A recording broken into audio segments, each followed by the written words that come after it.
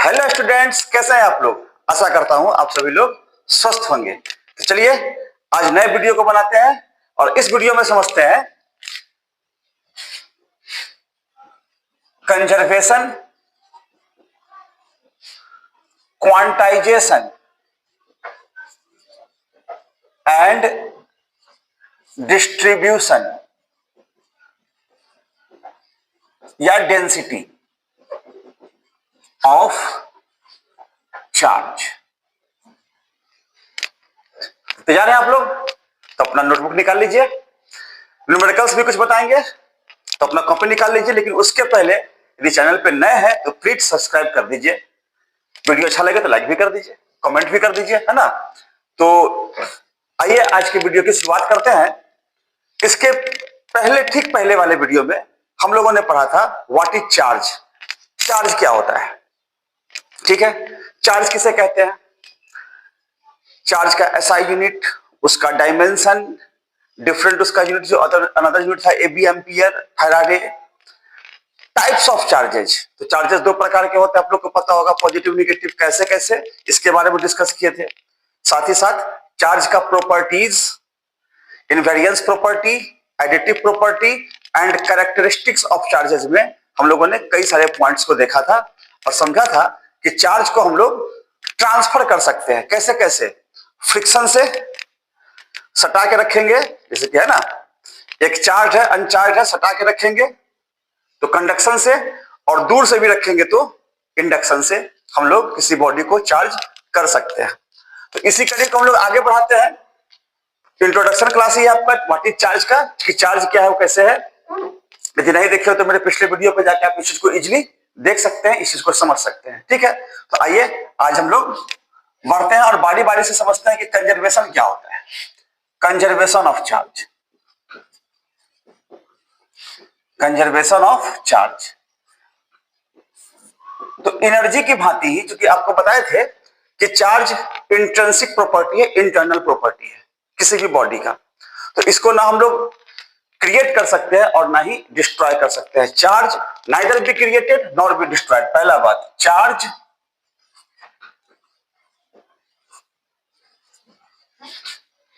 Neither be created nor be destroyed. तो होता क्या है, it only transfers, it only transfers from one body to another body, one body to, from one body to another body. ये तो पहला सिद्धांत हो गया नहीं, कि चार्ज कंजर्व है। मतलब क्या, चार्ज को ना क्रिएट कर सकते, जैसे एनर्जी कंजर्व है, कैसे एनर्जी को ना क्रिएट कर सकते हैं और ना ही डिस्ट्रॉय कर सकते हैं, ठीक उसी प्रकार से चार्ज भी कंजर्व है। कैसे, तो चार्ज को ना क्रिएट कर सकते हैं और ना ही डिस्ट्रॉय कर सकते हैं। इसको क्या कर सकते हैं, इसको ट्रांसफर कर सकते हैं। इट ओनली ट्रांसफर्स, एक बॉडी से दूसरे बॉडी पर ट्रांसफर कर सकते हैं। कैसे कर सकते हैं, तो फ्रिक्शन से कर सकते हैं, कंडक्शन से कर सकते हैं, इंडक्शन से कर सकते हैं। तो इन सब विधियों से हम लोग चार्ज को ट्रांसफर कर सकते हैं। गॉट इट, चलिए ठीक है। और मजे की बात यह है कि चार्ज का जो ट्रांसफर है यह हमेशा इक्वल एंड अपोजिट पेयर में होता है।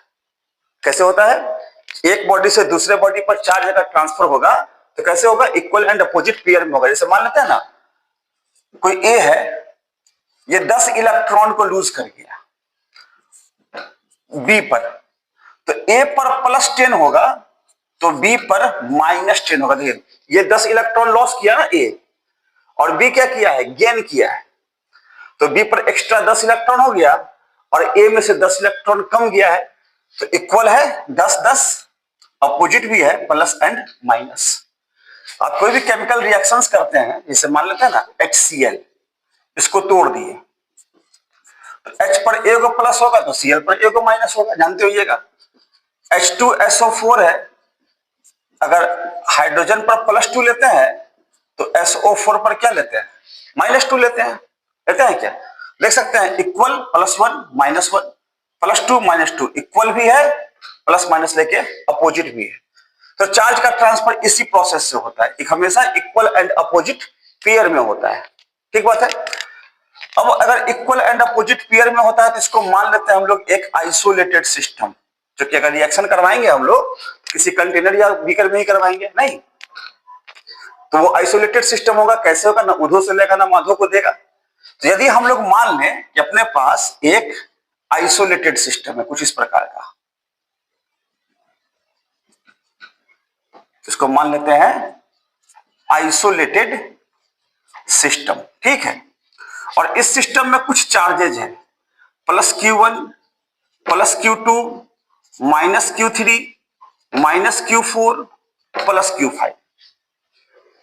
तो law of conservation of charge क्या कहता है? तो कह सकते हैं यहां पे according to this law the net algebraic sum of all the positive and negative charges in an isolated system remains zero। ये एग्जाम में पूछा हुआ सवाल भी है, आपके लिए इंपॉर्टेंट है, याद कर सकते हैं इसको। अकॉर्डिंग टू दिस लॉ मतलब क्या? According to the law of conservation of charge the net algebraic sum of all the positive and negative charges in an isolated system remains zero। क्या मतलब? मतलब ये कि अगर ये आइसोलेटेड सिस्टम है, इसमें कुछ चार्जेस दिए गए हैं तो सबको जोड़ दीजिए। प्लस Q1 है तो है, प्लस छोड़ देते हैं, plus Q2 minus Q3 minus Q4 plus Q5, इस सब का जोड़ किसके बराबर होगा? इन सबों का जोड़ हमेशा जीरो के बराबर होगा। ठीक बात है। अदर हैंड में लिया जाए, इस दोनों माइनस वाले को उधर ले जाते हैं तो plus Q1 plus Q2 plus Q5 equal to क्या हो जाएगा? Q3 plus Q4। फाइनली ये है क्या? ये तो सम ऑफ नेट पॉजिटिव चार्ज है। और ये क्या है? फाइनली Q3 Q4 तो माइनस में ना था, यानी कि सम ऑफ नेट नेगेटिव चार्ज। तो क्या कह सकते हैं? In other words the algebraic sum of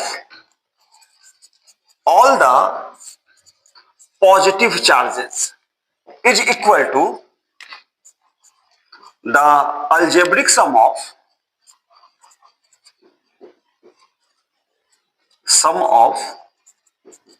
all the negative charges in an isolated system। नहीं क्या? किसी आइसोलेटेड सिस्टम में पॉजिटिव चार्ज का योग, जोड़, सम नेगेटिव चार्ज के जोड़ के बराबर होता है। और इसे ही हम लोग क्या बोलते हैं? Law of conservation of charge. कुछ आया समझ में? क्या कि किसी भी आइसोलेटेड सिस्टम में net algebraic sum of all the charges zero हो गया। जो भी चार्ज हो, प्लस हो माइनस हो कुछ भी हो, उस सब का जोड़ किसके बराबर हो गया? जीरो के बराबर हो गया। इसको जब लोग सॉल्व करते हैं तो हम लोग इस नियम को दूसरे शब्दों में कह सकते हैं, in other words the net algebraic sum of all the positive charges is equal to the net algebraic sum of all the negative charges. तो इस तरीके से हम लोग बोलते हैं। ये आपका law of conservation of charge. तो इसको याद करने का प्रयास कीजिएगा, क्योंकि एग्जाम में पूछता है बिहार बोर्ड वाले में, और ये इंपॉर्टेंट टॉपिक भी है। इसी करीब में सेकेंड आपका आता है क्वांटाइजेशन ऑफ चार्ज। अब ये क्या होता है क्वांटाइजेशन ऑफ चार्ज? ये भी काफी इंपॉर्टेंट क्वेश्चन है, आपको याद करना है। कंजर्वेशन वाले से ज्यादा इंपॉर्टेंट ये ज्यादा बार पूछा है एग्जाम में, है ना? तो इसको हम लोग अच्छे से याद करेंगे। क्वांटाइजेशन ऑफ चार्ज क्या होता है? क्वांटाइजेशन चार्ज सिंपल सा तो बात कहता है, क्या कहता है कि सिंस, या एज वी नो दैट लिखते हैं, as we know that the charge of a body may be transferred from one body to another body। किसी भी बॉडी पर का चार्ज, किसी भी बॉडी का चार्ज एक बॉडी से दूसरे बॉडी पर ट्रांसफर हो सकता है, नहीं क्या? एक बॉडी से दूसरे बॉडी पर चार्ज क्या होता है? ट्रांसफर होता है। कैसे होता है? हाँ, कैसे होता है बताया ना, अभी पिछले वीडियो में बताते हैं, फ्रिक्शन से होता है, कंडक्शन से होता है सटा करके, या फिर दूर से दिखाएंगे तो इंडक्शन से भी होता है ना। तो चार्ज ट्रांसफर होता है, चार्ज हमेशा कंजर्व होता है, चार्ज ट्रांसफर होता है। और ये जो ट्रांसफर होगा ये हमेशा electronic multiple of electronic charge के होगा। मतलब कह सकते हैं यहां पे as we know that the charge may be transferred from one body to another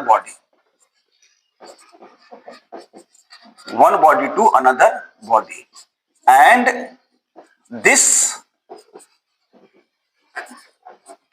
transfer of charge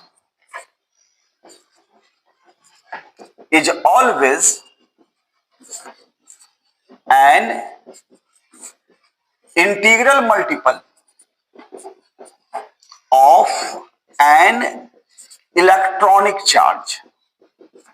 electronic charge के क्या होता है ना, हमेशा इंटीग्रल मल्टीपल के रूप में होता है। क्या मतलब इसको समझाते हैं। जैसे ये समझिए ना, एक बॉडी से दूसरे बॉडी पर चार्ज क्या होगा, ट्रांसफर होगा। कैसे होगा, या तो एक इलेक्ट्रॉन, दो इलेक्ट्रॉन, तीन electron, 10 electron, 25 electron, 50 electron, 100 electron, इस तरीके से इंटीजर में होगा हमेशा।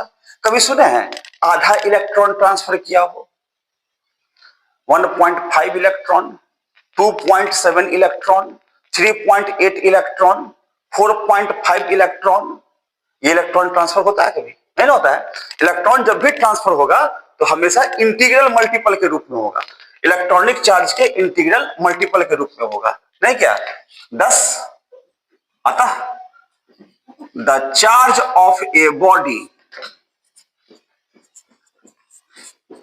is always quantized by an electronic charge।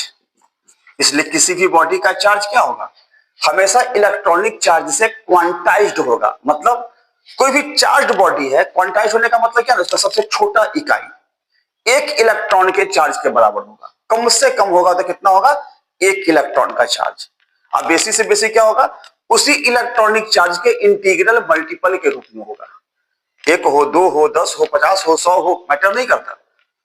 तो क्वांटाइज्ड होता है, किससे होता है, इलेक्ट्रॉनिक चार्ज से। छोटे इकाई के रूप में मौजूद रहता है कौन, इलेक्ट्रॉन का चार्ज। किसी भी चार्ज बॉडी में सबसे छोटे इकाई के रूप में मौजूद होता है कौन होता है, तो इलेक्ट्रॉनिक चार्ज। इलेक्ट्रॉनिक चार्ज का मतलब क्या हुआ ना, इलेक्ट्रॉन का चार्ज। इलेक्ट्रॉनिक चार्ज का मतलब इलेक्ट्रॉन का चार्ज। हम लोग कह सकते हैं that is charge of a body Q बराबर plus minus n e, where n बराबर 1, 2, 3, 4, एनी इंटीजर, कोई भी पूर्ण संख्या ले सकते हैं। और E बराबर इलेक्ट्रॉनिक चार्ज। E बराबर क्या होगा, इलेक्ट्रॉनिक चार्ज होगा। बोले तो इलेक्ट्रॉन का चार्ज कितना, इसका वैल्यू तो पता होगा। इलेक्ट्रॉन का charge 1.6 into 10 to the power -19 coulomb होता है, या होता है सीडीएस सिस्टम में 4.8 into 10 to the power -10 statcoulomb, या ESU जो कह लीजिए आप। तो इस हिसाब से हम लोग चार्ज, किसी बॉडी के चार्ज को कैलकुलेट करते हैं। कैसे करते हैं, NE से करते हैं।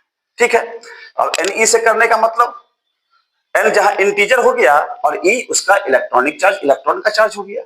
ठीक है, अब मन में डाउट होता है कि सर आंसर यहां तक में हो गया आप लोग का, यहां तक में आंसर लिख दीजिए, काफी है, पूरा आंसर नोट कर सकते हैं क्वांटाइजेशन ऑफ चार्ज का। ठीक है, अब मन में डाउट होता है कि सर ये प्लस माइनस क्यों यहां पर क्यों लगा दिए, NE होना चाहिए सिंपल, प्लस क्यों लिए, माइनस क्यों लिए? तो इसका सिंपल सा बात है, if electrons are added, electron को ऐड करना है। कोई बॉडी था, न्यूट्रल था, उस पर इलेक्ट्रॉन को दे रहे हैं, देन नेगेटिव साइन ले लीजिएगा। And if electrons are removed, निकल रहा हो, देन पॉजिटिव साइन ले लीजिएगा। नहीं क्या, अगर इलेक्ट्रॉन को ऐड करेंगे तो कौन सा लेंगे, नेगेटिव साइन, इलेक्ट्रॉन को रिमूव करेंगे तो पॉजिटिव साइन। इसी कारण से प्लस माइनस लगाते हैं। समझ में आ रहा बात? प्लस माइनस क्यों लगा दिए, इलेक्ट्रॉन अगर ऐड किए हैं तो माइनस का साइन लेंगे, और इलेक्ट्रॉन किसी बॉडी से रिमूव कर गया है, निकल गया है, तो पॉजिटिव साइन लेंगे। समझ में आ रहा बात? तो नोट कर सकते हैं, इधर से बिठाते हैं। अब इस पर डिपेंडेंट कुछ एग्जांपल्स है, कंजर्वेशन हो गया, बिठाते हैं कंजर्वेशन को भी। इस पर डिपेंडेंट कुछ एग्जांपल्स है, न्यूमेरिकल्स है, क्या है आइए जरा तो हम लोग विचार करते हैं। जैसे मान लेते हैं ना, क्वेश्चन बोलेगा फाइंड द चार्ज, लिख देता है find the charge if 10 to the power 6 electrons are removed from it, from a body, चलिए it क्या है, a body, किसी बॉडी से 10 to the power 6 electron charge क्या हो गया ना, निकल गया, रिमूव कर गया, तो बॉडी का चार्ज क्या होगा, उसी फॉर्मूला पे ही लिखेंगे since Q is equal to, remove किया तो प्लस का साइन लेंगे, एन ई, एन कितना है 10 टू दी पावर 6 और ई का वैल्यू तो पता है 1.6 into 10 to the power minus 19, इसको सॉल्व कीजिएगा तो 1.6 into 10 to the power minus 13 coulomb है ना, पावर प्लस में माइनस में, प्लस माइनस में क्या हो जुड़ जाएगा ना, 19 में से 6 गया तो माइनस 13 आ गया, माइनस 19 में से 6 जाएगा तो कितना होगा माइनस 13 आएगा ना, तो इतना कूलम इसका आंसर हो गया, है ना, बिल्कुल आसान। इसे में कह देगा find the charge if 10 to the power, चलो गुना कर देते हैं, 3 into 10 to the power 3 electrons are added to a body, इतना इलेक्ट्रॉन को ऐड कर देना है, ऐड करेंगे तो कितना होगा, फॉर्मूला वही है भाई, एन ई, ऐड कर रहे हैं इसलिए माइनस लगा देंगे, क्या लगा देंगे माइनस लगा देंगे, एन का value 3 into 10 to the power 3, e का वैल्यू तो पता है 1.6 into 10 to the power minus 19, इसको सॉल्व करेंगे तो कितना आ जाएगा 1.6 इंटू 3 4.8, प्लस पावर है माइनस पावर है तो घट जाएगा माइनस में से, तो माइनस 16 कूलम्ब आंसर। ये सब सिंपल सवाल हो गया। एक टफ टाइप का भी सवाल पूछता है, कहेगा कि क्वेश्चन है find the charge of 224 milligram iron, find the charge of 224 milligram iron when 0.01% of electrons are removed from it, 224 milligram में से 0.01% इलेक्ट्रॉन अगर रिमूव कर जाता है तब कितना चार्ज उसका बचता है,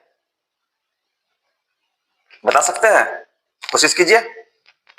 कैसे बनाएंगे इसको, फेरस का 26 होता है ना, देखो कैसे निकालते हैं।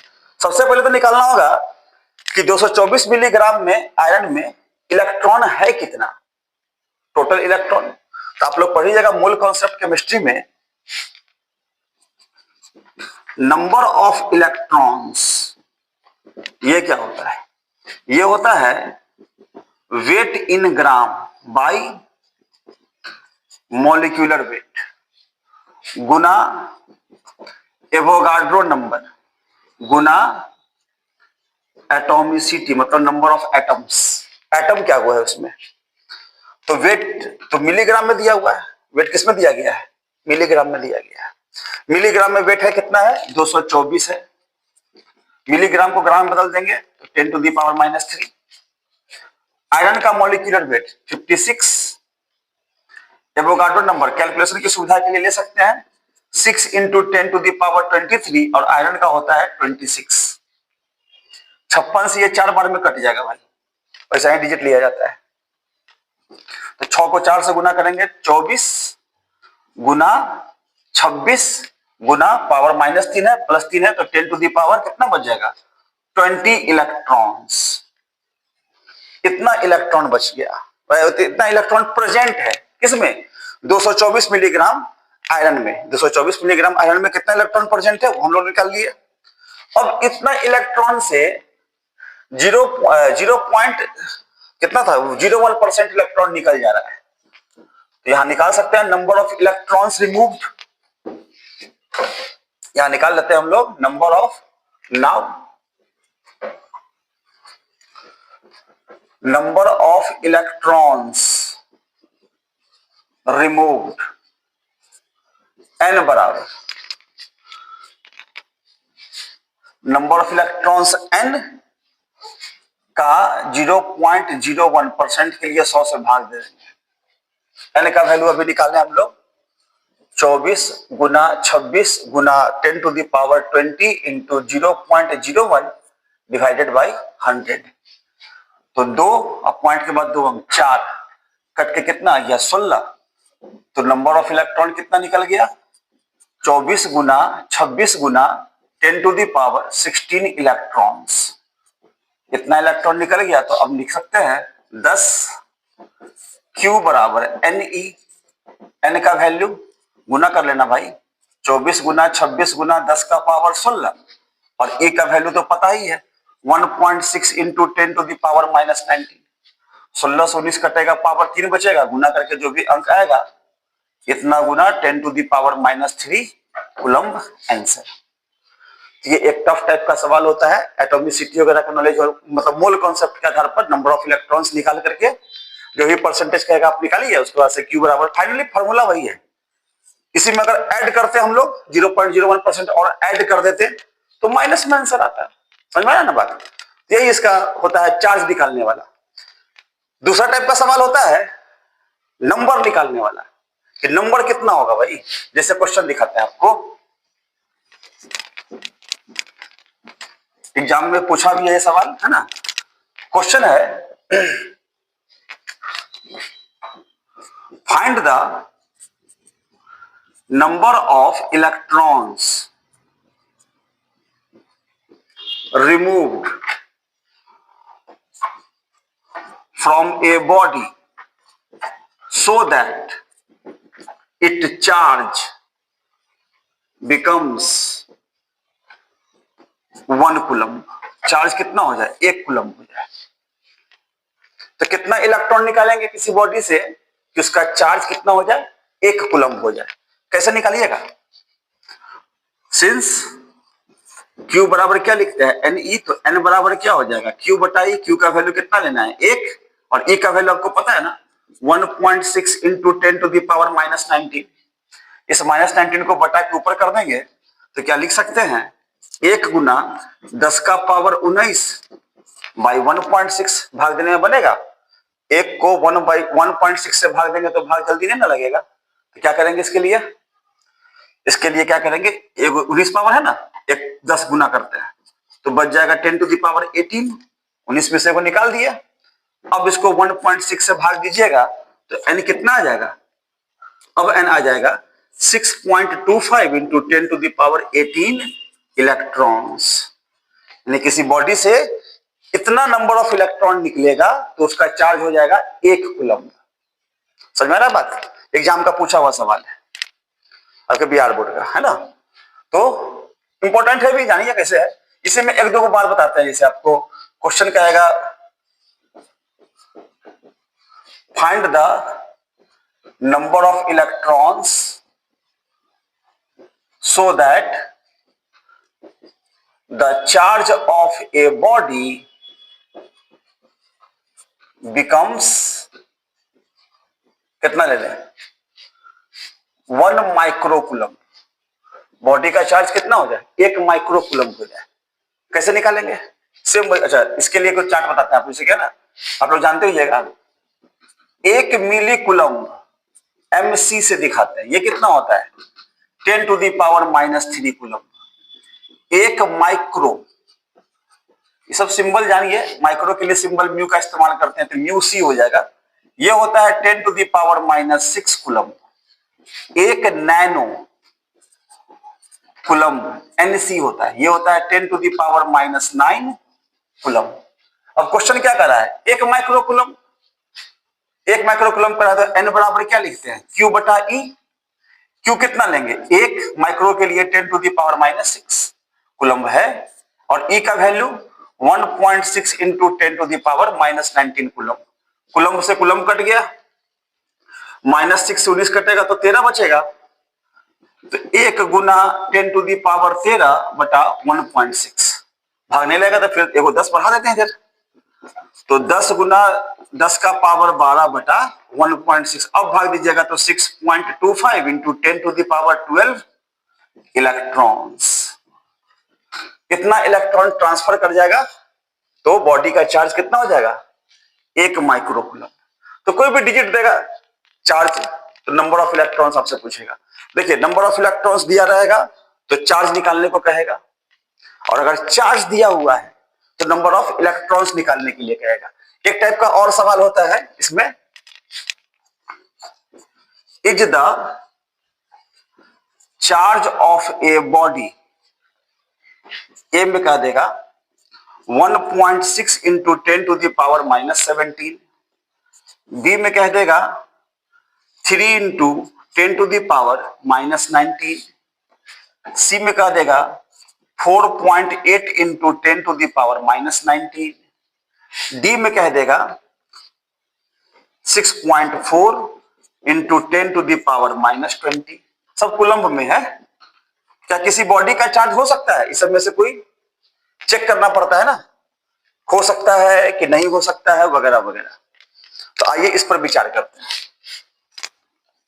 होगा कि नहीं होगा, क्या होगा, कैसे होगा, सॉल्व करके निकालना पड़ेगा। अभी जस्ट सीखे हम लोग की एन क्या होना चाहिए, एक इंटीजर होना चाहिए। तो बारी बारी से चेक कीजिए। ए में एन बराबर क्या लिखेंगे, क्यू बटा ई। ए ऑप्शन में क्यू का value 1.6 into 10 to the power -17, e का value 1.6 into 10 to the power -19।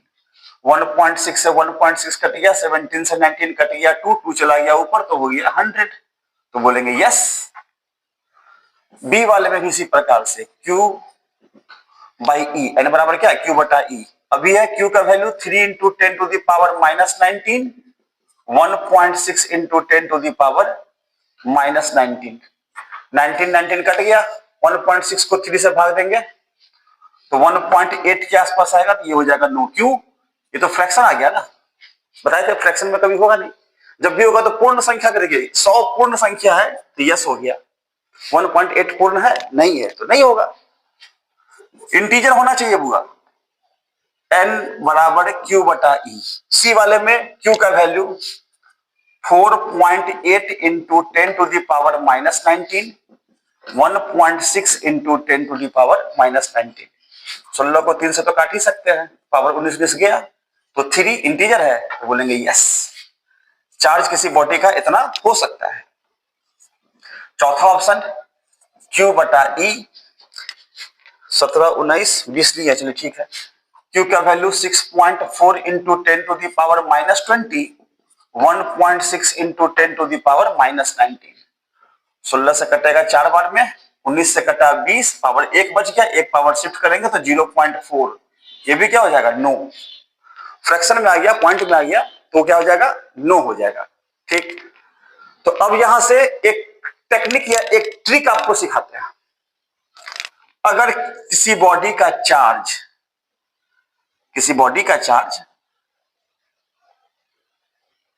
10 to the power -19 से कम हो, डिजिट आगे पीछे कुछ भी है मैटर नहीं करता, 10 टू दी पावर -19 से कम हो, तो ये हो जाएगा यस। Q बराबर 10 टू दी पावर -19 हो, तो इसको चेक करना पड़ेगा कि पूरा पूरा कट रहा है कि नहीं कट रहा है। 1.6 से जो डिजिट दिया हुआ है बॉडी के चार्ज का, वो पूरा पूरा कटा कि नहीं कटा। पूरा पूरा कट जाएगा तो यस, पूरा पूरा नहीं कटेगा तो नो। और अगर किसी बॉडी का चार्ज 10 टू दी पावर -19 से ज्यादा हो, तो वो हमेशा नो ही होगा।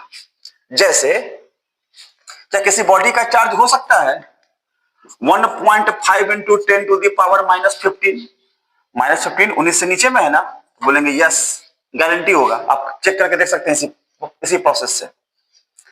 फिर पूछेगा कि नहीं 4.8 इंटू 10 टू दी पावर -21 हो सकता है क्या, आप चेक करके देखिए, गारंटी है कि ये नो होगा।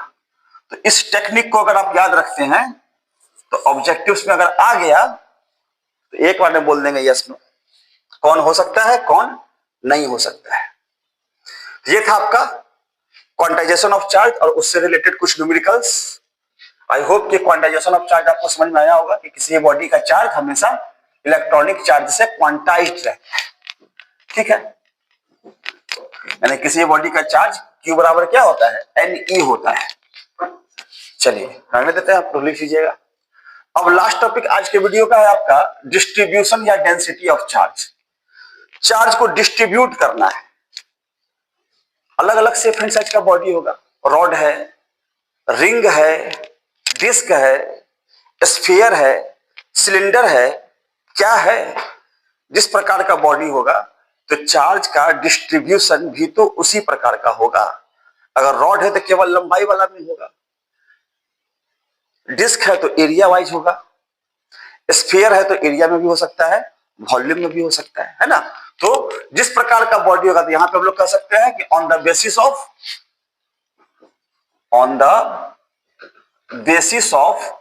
Shape of a body the charge is distributed by the following three ways. तीन तरीके से हम लोग चार्ज को डिस्ट्रीब्यूट कर सकते हैं। कैसे कैसे कर सकते हैं, तो पहला में आपका आता है लीनियर चार्ज डेंसिटी या डिस्ट्रीब्यूशन, जो लिख लीजिए पहले, कोई मैटर नहीं करता, बात एक ही है। लीनियर चार्ज डेंसिटी या फिर डिस्ट्रीब्यूशन, इसको हम लोग आमतौर पर लैम्डा से दिखाते हैं, ये याद करना है आपको। लीनियर चार्ज डेंसिटी या डिस्ट्रीब्यूशन लैम्डा से दिखाते हैं। क्या होता है, जैसे मान लेते हैं ना आपके पास कोई एक रॉड दिया हुआ है, सीधा पतला रॉड दिया हुआ है, चार्ज है, इसकी लंबाई है मान लेते हैं L, इस पूरे रॉड पर का चार्ज दिया गया है Q, तो बोलेंगे the charge present per unit length of a body is called the linear charge density या फिर डिस्ट्रीब्यूशन। तो एक लंबाई में कितना है, L लंबाई में ना Q है, मतलब L लंबाई का चार्ज है Q, तो एक लंबाई का कितना होगा, Q बटा L। तो एक लंबाई में जो चार्ज प्रेजेंट होगा उसी को ना बोलेंगे चार्ज डेंसिटी। क्या, एक लंबाई में जितना चार्ज प्रेजेंट होगा उसी को बोलेंगे चार्ज डेंसिटी। डेंसिटी कहेंगे या फिर कहेंगे डिस्ट्रीब्यूशन। तो 10 लैम्डा बराबर का जाएगा total charge by total length, Q बटा L। अब चूंकि ये फिजिकल क्वांटिटी है तो लिखना होगा इसका SI यूनिट। चार्ज का क्या होता है कुलम्ब, लंबाई का क्या होता है मीटर, कुलम्ब पर मीटर। चाहिएगा तो डायमेंशन भी लिख सकते हैं इसका, कुलम्ब का 80, मीटर का L चला गया ऊपर तो L का पावर -80। यहां तक आंसर आपका कंप्लीट हो गया। इसको नहीं करना है, समझने के लिए था कि L लंबाई में Q चार्ज है तो एक लंबाई में कितना होता है, एक लंबाई में जितना चार्ज होगा उसी को हम लोग बोलते हैं लीनियर चार्ज डेंसिटी। क्लियर है बात। ठीक इसी ढंग से दूसरा डिस्ट्रीब्यूशन होता है एरियल और सरफेस चार्ज डेंसिटी। एरियल कहिए या फिर सरफेस चार्ज, इसको हम लोग दिखाते हैं किससे, सिग्मा से। 6 टाइप का लिखते हैं ना, ऐसा कर्व भी कर सकते हैं, इसको सिग्मा से दिखाते हैं। ये क्या हो गया, जैसे मान लेते हैं डिस्क है आपके पास, डिस्क का अपना कुछ ना कुछ एरिया होगा, मान लेते हैं ए एरिया है और इस पर चार्ज दिया गया है Q, डिस्क का एरिया है A। ये क्या हो जाएगा, ये हो जाएगा the charge present per unit area of a body is called the surface charge density, उसी को हम लोग क्या बोलते हैं, सरफेस चार्ज डेंसिटी बोलते हैं। मतलब क्या, एरिया ए था ना, तो सिग्मा बराबर क्या लिखेंगे, क्यू बटा ए। सिग्मा बराबर क्या हो जाएगा, क्यू बटा ए। चार्ज हो गया क्यू और डिस्क का एरिया हो गया, या स्फीयर ए होता, एरिया ए मानते तो स्फीयर का एरिया ए, तो क्यू बटा ए, इसका क्या हो गया, सरफेस चार्ज डेंसिटी। इसका भी लिख सकते हैं एसआई यूनिट और डायमेंशन। क्या होता है आइए देखते हैं। इसका एसआई यूनिट चार्ज का कूलम्ब और एरिया का हो गया मीटर स्क्वायर। इसका डायमेंशन कूलम्ब का कितना हो जाएगा 80, मीटर स्क्वायर का एल स्क्वायर, एल का पावर -280। इस तरीके से हम लोग इसका डायमेंशन बोलते हैं। अच्छा, कभी कभी एलिमेंट्री कैलकुलेशन भी बोल देता है, तो लिख सकते हैं फॉर एलिमेंट्री कैलकुलेशन। हालांकि 12th के सिलेबस से एलिमेंट्री कैलकुलेशन हट गया हुआ है, बावजूद देख लीजिए क्या दिक्कत है। सिग्मा बराबर डी क्यू बटा डी ए, तो डी क्यू बराबर सिग्मा डी ए, इसी को इंटीग्रेट करना होता है। तो क्यू बराबर क्या आ जाता है, सिग्मा ए। वो तो ऐसे भी आ जाएगा क्रॉस मल्टीप्लाइड करके, ये फॉर्मूला ना, इसलिए हटा दिया गया सब, एलिमेंट्री कैलकुलेशन अब नहीं रहा। गॉस के थ्योरम से हम लोग निकाल लेते हैं सब कुछ। तीसरा आपका आता है वॉल्यूमेट्रिक चार्ज डेंसिटी या डिस्ट्रीब्यूशन। इसको हम लोग रो से दिखाते हैं। जैसे कि स्फीयर है, मान लेते हैं गोला है, कोई गोला है, गोला पर चार्ज दिया हुआ है, या कोई क्यूब वगैरह है ना, सिलेंड्रिकल वॉल्यूम, सिलेंडर वगैरह दिया हुआ है, इसमें क्या हो जाएगा, उसी प्रकार का language, the charge present per unit volume of the body is called the volumetric charge density या डिस्ट्रीब्यूशन। दैट इज रो बराबर क्या जाएगा, बॉडी का चार्ज मान लेते हैं क्यू है, वॉल्यूम भी है, तो क्यू बटा भी। इसका भी कह सकते हैं एस आई यूनिट, कितना देता है बता सकते हैं, चार्ज का कूलम्ब, वॉल्यूम का मीटर क्यूब। इसका डायमेंशन कूलम्ब का क्या हो जाएगा 80, मीटर स्क्वायर का एल क्यूब, चला गया ऊपर तो एल का पावर -380, इसका डायमेंशन हो गया। दिक्कत है, इसमें भी एलिमेंट्री कैलकुलेशन कर सकते हैं, लीनियर वाला भी कर सकते थे। एलिमेंट्री कैलकुलेशन कुछ नहीं करना, बस एलिमेंट के रूप में चुनना होगा आपको, एरिया या एलिमेंट के रूप में लेंथ या एलिमेंट के रूप में वॉल्यूम। एलिमेंट के रूप में चुन लीजिए और उसको इंटीग्रेट कर दीजिए प्रॉपर लिमिट में। यहां भी फॉर लिख सकते हैं, फॉर एलिमेंट्री कैलकुलेशन रो बराबर डी क्यू बटा डी भी, क्रॉस मल्टीप्लाइड कर देंगे तो डी क्यू बराबर लिख सकते हैं ना रो डी भी, इसको इंटीग्रेट करते हैं तो क्यू बराबर रो भी, हो गया सिंपल। एलिमेंट्री कैलकुलेशन भी चाहिएगा तो आप सवाल बना सकते हैं, कोई बड़ा मैटर नहीं है। आइए कुछ एग्जांपल्स देखते हैं इसके ऊपर भी, है ना। जैसे मान लेते हैं ना, इफ क्या ले लें इसको, the side of A cube is 10 centimetre and charge,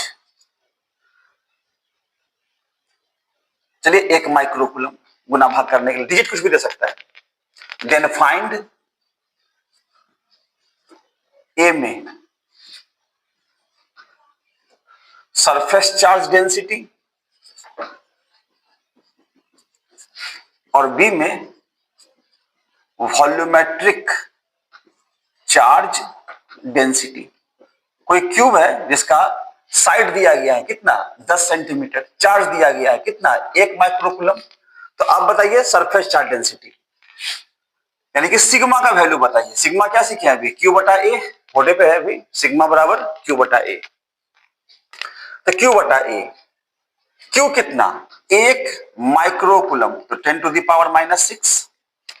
area कितना लेंगे, क्यूब का एरिया याद होगा आपको, क्यूब का एरिया 6 इंटू साइड स्क्वायर, ये बराबर होता है क्यूब का 6 गुना, क्योंकि एक क्यूब तो 6 सरफेस एरिया से घिरा हुआ क्षेत्र है ना, तो 6 इंटू साइड का स्क्वायर, तो 6 इंटू साइड का स्क्वायर यानी कि 10 सेंटीमीटर को मीटर में बदलना पड़ेगा।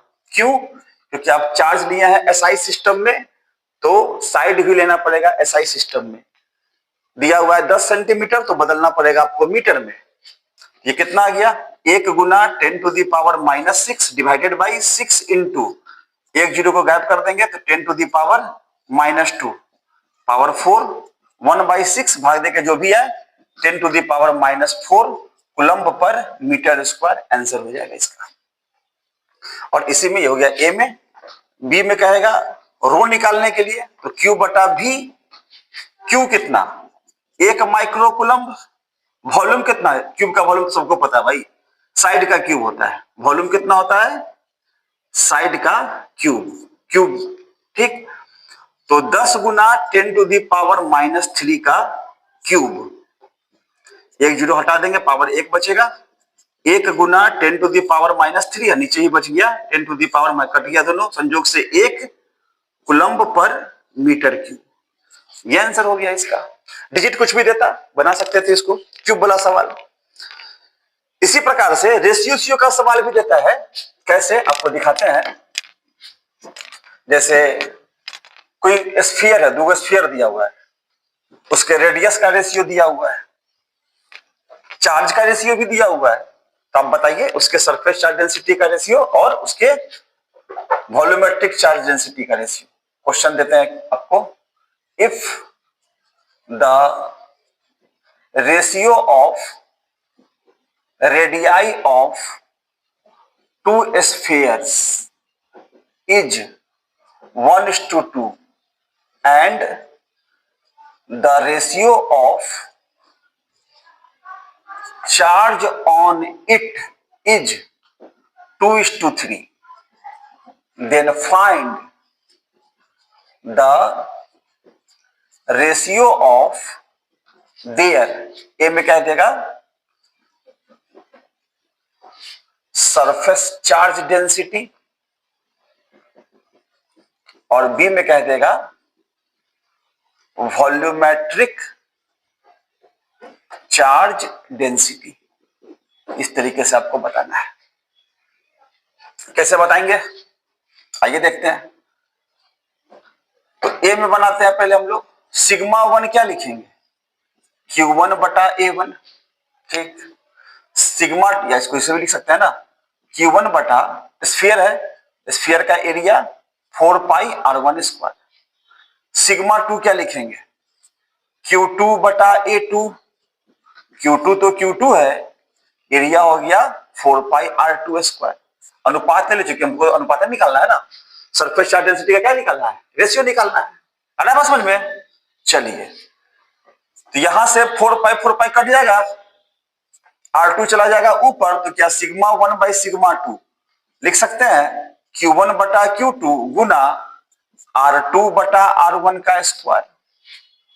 अब तो क्वेश्चन में दिया हुआ है Q1 Q2 कितना, रेशियो ऑफ रेडियाई दिया हुआ है 1:2 और चार्ज का रेशियो दिया हुआ है 2/3, तो 2/3 चार्ज का रेशियो यानी कि R1 R2 है, मेरे पास है R2 R1, तो उलट के लिखते हैं 2/1 का स्क्वायर, 2/3, 2 दूना 4/1, 4 दूना 8:3, ये हो गया इसका आंसर। आ रहा समझ में। इसी प्रकार से बी में कहेगा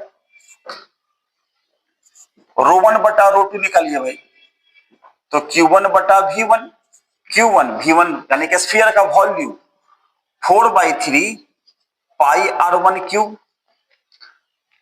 ρ1 हो गया, ρ2 कितना हो जाएगा, Q2/V2, Q2/4/3 पाई R2 क्यूब, रेशियो ले ले, 4/3 पाई, 4/3 पाई कट जाएगा, तो इधर लिखते हैं अब इसको मिटा देते हैं।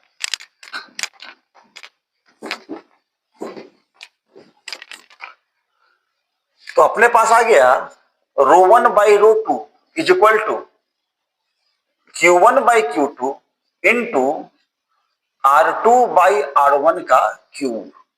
अब according to question Q1 Q2 का अनुपात दिया हुआ है 2:3, तो 2/3 लिख देंगे।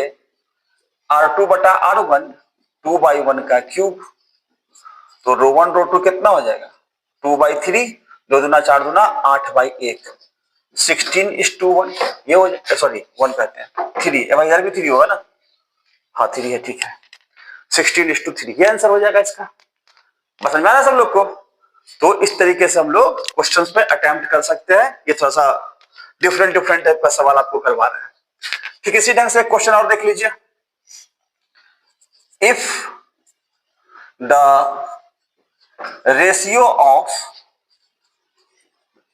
Radii of to surfaces, to spheres is, कितना ले लें, चलिए ना एग्जाम्पल ले तो है 1:2 ही लेते हैं।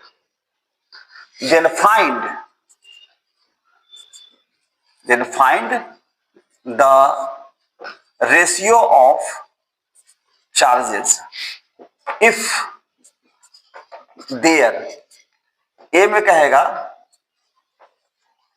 सरफेस चार्ज डेंसिटी और बी में कहेगा वॉल्यूमेट्रिक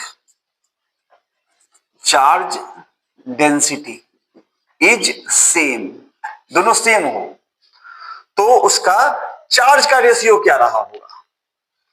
अगर स्फीयर का रेडियाई 1:2 के रेशियो में है तो आपको चार्ज का रेशियो बताना है।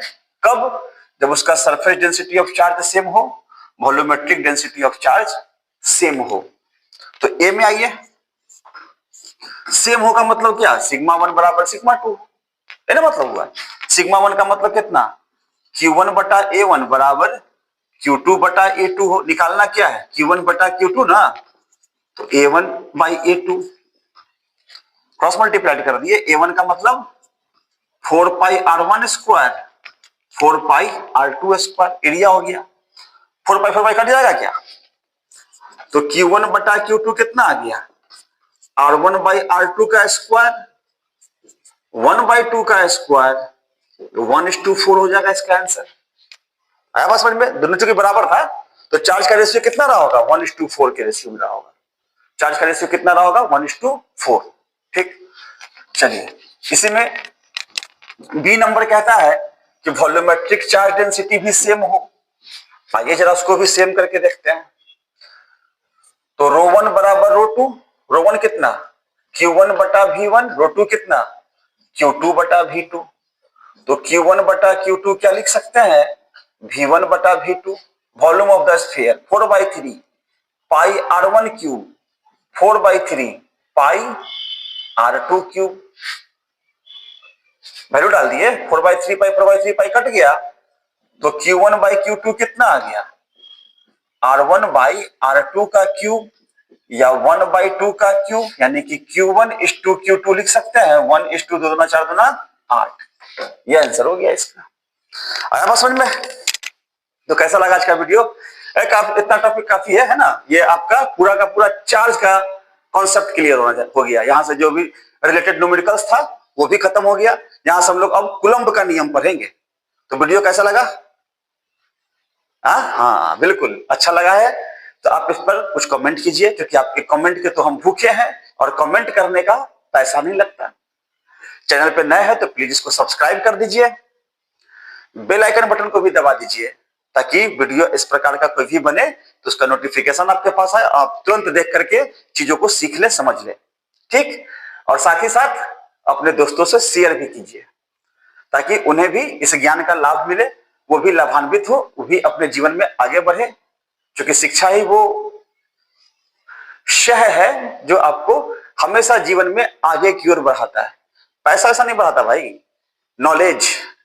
ठीक है, तो इसी नॉलेज को बढ़ाते हुए हम लोग अगले वीडियो में फिर मिलते हैं। तब तक के लिए